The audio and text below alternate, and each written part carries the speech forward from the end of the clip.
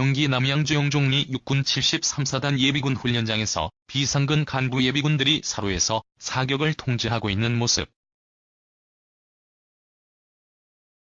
뉴스. 예비군 정예화는 늘 군 당국의 고민거리입니다. 특히 짧은 훈련 기간이 가장 큰 문제로 지적되고 있습니다.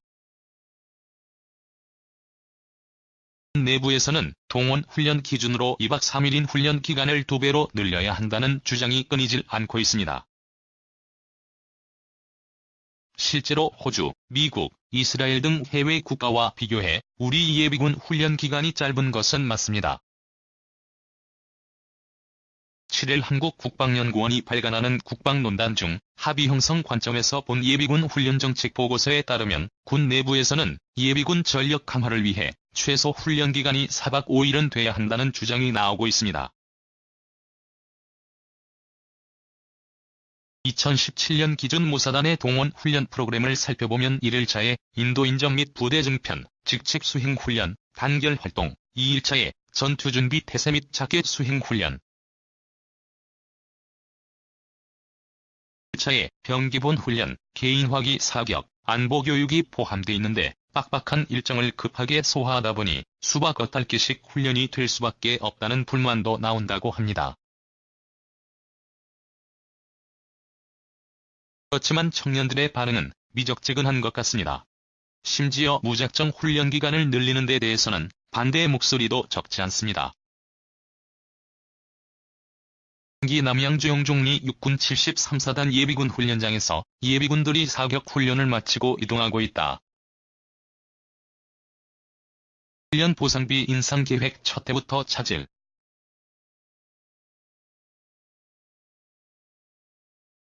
3월 육군은 경기 남양주 56사단 금곡 예비군 훈련대에서 예비 전력 정예화 추진 방향 설명회를 갖고 예비군 동원 훈련 보상비를 올해 32,000원에서 2022년까지 3배 수준인 91,000원으로 인상한다는 야심찬 계획을 발표했습니다. 후 보상비를 2024에서 2033년까지 21만원으로 높인다는 계획도 나왔습니다. 그러나 이 계획은 시작부터 제동이 걸리는 모습입니다. 국방부가 지난 8월 발표한 내년도 국방 예산안의 동원 훈련 보상비는 올해 32,000원에서 겨우 4,000원 인상된 36,000원에 그쳤습니다. 국방부는 당초 올해 2배 수준인 72,500원을 요구했지만 기획재 정부가 재원 부족 등을 이유로 난색을 보인 것으로 알려졌습니다. 해마다 보상비를 최소 2만원은 올려야 계획대로 9만원 수준에 도달할 수 있는데 첫 해부터 계획에 빨간불이 켜진 셈입니다. 예산에서 예비 전력 예산 비중을 1%로 높여야 한다는 주장은 하루 이틀 나온 얘기가 아니지만 늘 헛구호라는 비판에 직면해왔습니다. 예비 전력 예산은 2015년 1,275억 원, 2016년 1,231억 원, 2017년 1,371억 원, 2018년 1,325억 원, 2019년 1,703억 등으로 매년 늘어나고 있지만 여전히 0.3%대에 머물고 있습니다.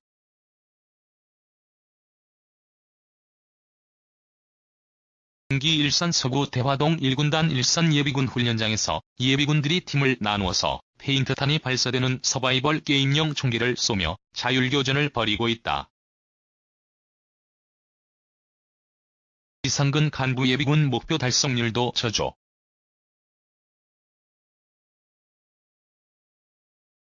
국방논단 보고서에 따르면 2023년까지 4,500명가량의 비상근 간부 예비군을 확보하기로 했지만 올해 현재 목표 달성률은 22.5%에 그쳤습니다.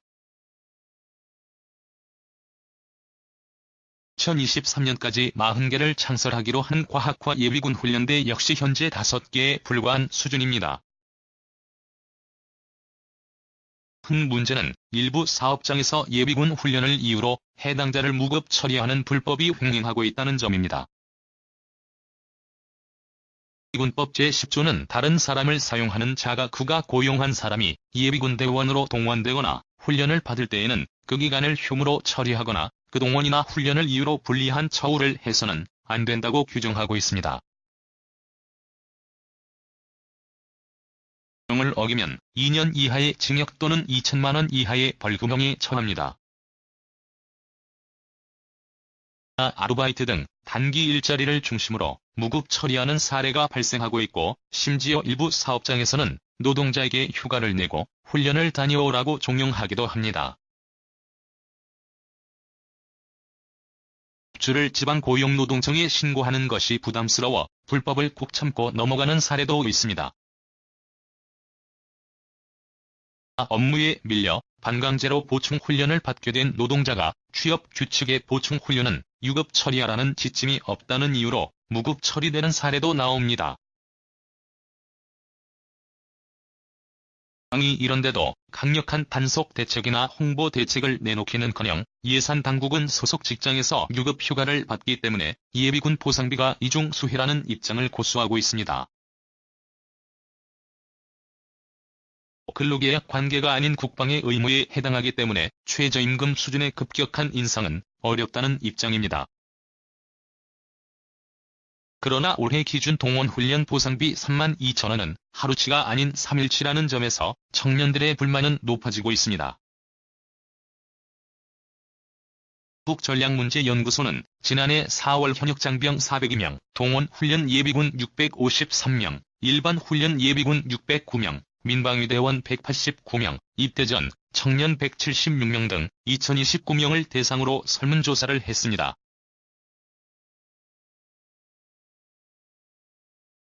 결과 예비군 훈련비가 적정하다고 응답한 인원은 11.9%에 불과했습니다.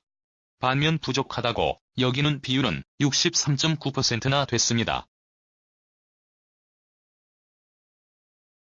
군 일당 적정 수준은 지난해 최저임금 수준인 6만원과 보통인부 노임단가 수준인 10만원이 가장 많은 지지를 받았습니다. 예산 1% 수준 동원 예산 확보 절실. 예비군만 조사했더니 동원 훈련 교통비와 식비로 평균 38,960원이 필요하다고 밝혔습니다. 내년에 훈련 보상비를 36,000원으로 인상해도 훈련 실비에도 못 미친다는 겁니다. 문재인 대통령은 지난 4월 5일 예비군 의날 기념식에서 예비 전력 예산을 국방 예산의 1% 수준까지 단계적으로 확대해 나갈 것이라고 밝히며 예산 확대에 힘을 실었습니다. 이에 따라 정부가 편성한 내년 예비 전력 예산은 지난해보다 19.8% 늘어난 2,041억 원으로 결정됐습니다. 만약 이 예산안이 그대로 국회를 통과한다면 국방 예산 대비 비중은 올해 0.36%에서 내년 0.41%로 소폭 상승하게 됩니다. 이 예산은 노후 장비 교체나 과학화 훈련장 마련 등에 쓰기도 빠듯한 수준입니다. 이스라엘은 과학화 장비를 활용한 전술 훈련을 실시해 예비군 훈련 강도가 매우 높은 나라로 유명합니다. 신훈련 참가자에게 하루 8만에서 14만원의 훈련비를 주고 기본급, 특별급, 보조금, 세금 공제 등 다양한 혜택을 줍니다. 예비군 정예화가 단순히 구호에만 그쳐선 안 될 겁니다. 청년들이 원하는 것이 무엇인지 세심한 관심이 필요한 시점입니다. 국민 생명 걸린 전자권 전환, 북핵 해소되까지 유보해야.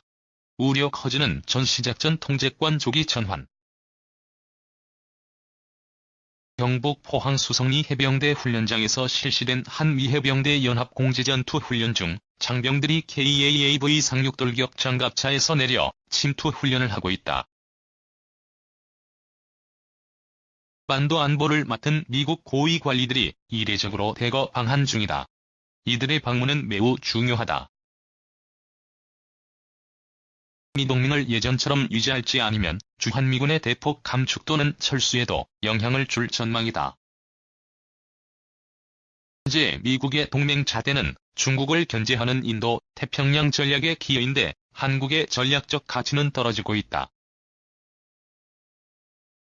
미국은 한국이 말로만 동맹을 외치면서 눈은 북한을 바라보고 발은 중국을 향하는지에 의심을 갖고 있다.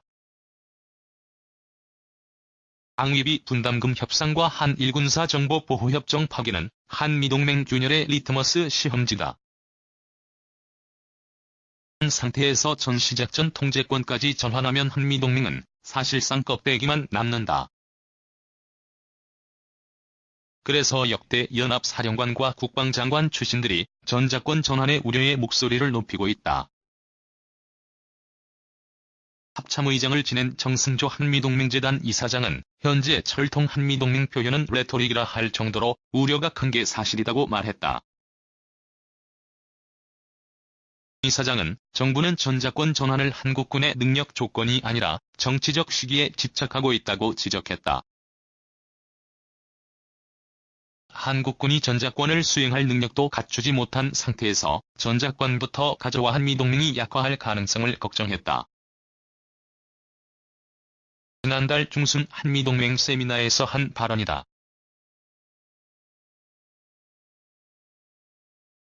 같은 자리에서 빈센트 브룩스 전 연합사령관은 한국은 동맹과 자주의 진퇴양난에 빠져 있다며 지금 문제는 자주 국방이 아니다고 지적했다. 파웰 벨 전 연합사령관도 지난달 말 한미클럽에 보낸 서한에서 북핵 대응은 미군 지휘부만 가능하다며 전작권 전환은 실현 가능성이 없다고 잘라 말했다. 당초 한미는 한국군이 전작권을 수행할 능력을 갖추면 그때 전환하기로 2014년 합의했다. 문 대통령은 그의 임기 말인 2022년까지 전환하겠단다. 하면서 올해부터 3년간 3번의 검증을 거치기로 했다. 지난 8월 을지 프리덤 가디언 연습을 대체한 한미연합 지휘소 훈련에서의 1차 검증에 대해 군 당국은 성공적이라고 했다. 발표를 믿는 예비역 장성들은 거의 없다. 지난해 전작권 조기 전환에 합의한 브룩스 전 사령관마저 전역한 뒤에는 비판적으로 돌아섰다. 한 예비역 장성은 1차 평가는 문서 절차에 따른 기계적 조작 수준이라고 했다. 전작권 수행의 본질적인 문제는 배제에서다. 한미가 합의한 전작권 전환 조건으로 한국군이 구비해야 할 능력은 3가지다. 북한 핵미사일에 대한 초기 필수 대응 능력, 전작권 전환 이후 연합 방위를 주도할 핵심 군사 능력, 안정적 전작권 전환을 위한 한반도 및 지역 안보 환경 관리 능력이다. 하지만 어느 하나도 만만치 않다. 자세히 살펴보자. 첫째 조건인 북한 핵미사일에 대한 한국군의 초기 대응 능력. 정부는 당초 북 핵미사일 대응을 위해 킬체인과 한국형 미사일 방어, 대량 응징 보복 등 세축체제를 구축키로 했다.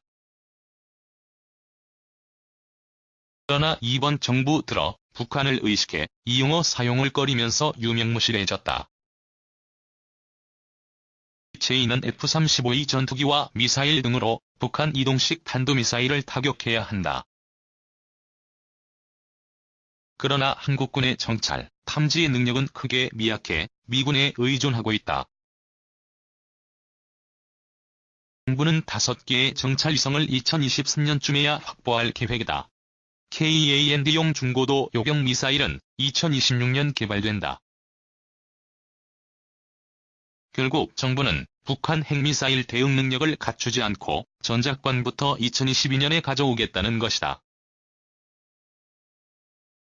NPR 예산은 거의 반영하지 않았다.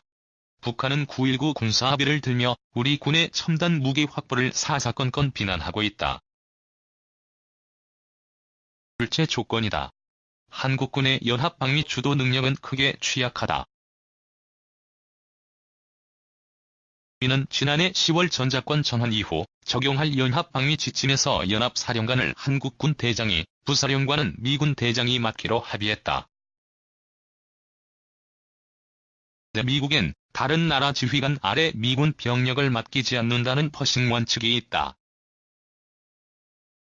수십만 명의 미군 장병의 목숨을 한국군 사령관에게 맡기겠냐는 것이다. 따라서 전작권 전환 이후 연합사는 미군 핵심 능력이 빠진 상태에서 껍질만 남을 가능성이 크다. 한국군과 미군이 따로 움직일 것이라는 지적이다. 이런 현상에 대비해 주한미군은 유엔사 기능을 다국 적군으로 확대해 증원 병력을 별도로 관리하려는 움직임도 있다. 다시 한미군이 따로 움직이면 단일 지휘라는 전쟁 원칙이 무너진다는 점도 심각하다. 단일 지휘가 안 되면 통제와 관할권이 명료하지 않아 작전 효율성이 떨어진다. 불의의 사고도 발생한다.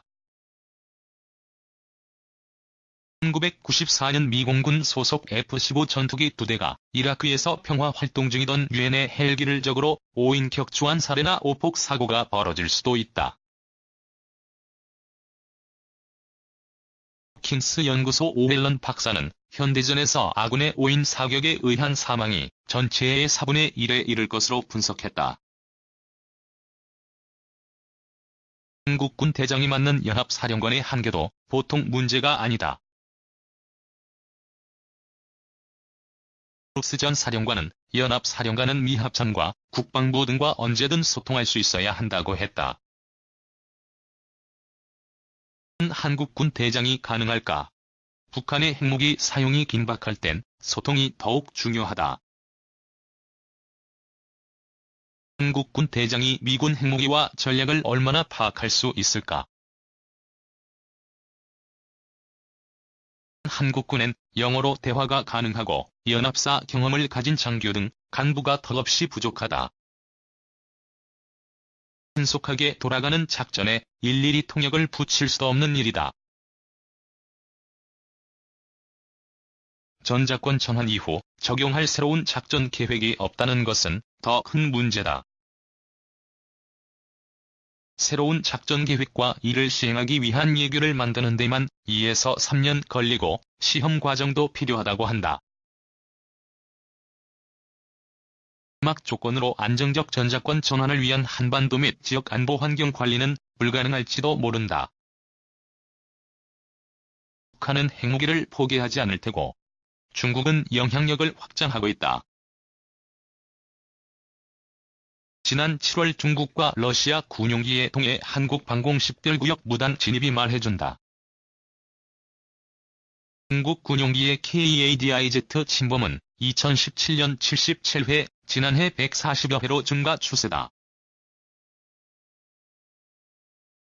동중국해를 장악하고 2035년까지 세계 인류 군대를 만들겠다고 한다. 이에 미국은 중국을 국제 질서와 규범에 도전하는 사실상 최대 적으로 삼고 태평양 사령부를 인도 태평양 사령부로 확대했다. 따라서 모든 조건을 볼 때 정부는 전자권 전환을 무리하게 추진하고 있다는 생각이다. 아주 국방 차원에서 전자권을 전환하지 말자는 게 아니다.